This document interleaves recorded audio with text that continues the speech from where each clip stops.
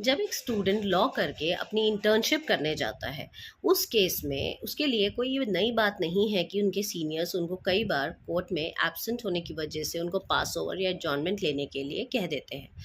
और वो इंटर्न बड़ी खुशी खुशी फाइल को लेके जज साहब के सामने जाके ये कह देते हैं कि हमने ये फाइल नहीं पढ़ी है और आप हमें पास ओवर दे दीजिए या एडजॉर्नमेंट दे दीजिए क्योंकि मेरे सीनियर अवेलेबल नहीं है, जो कि एक बहुत ही बड़ा ब्लंडर करते हैं।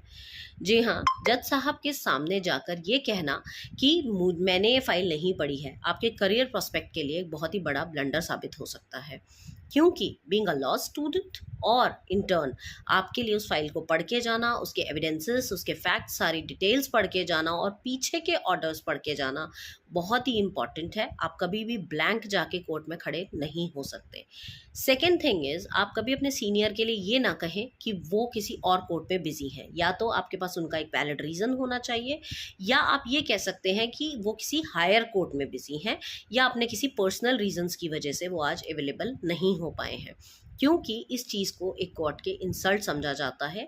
तो आप इन बातों का ध्यान रखें, क्योंकि यही चीज़ें छोटी छोटी आपके करियर के लिए काफ़ी इंपॉर्टेंट साबित हो सकती हैं।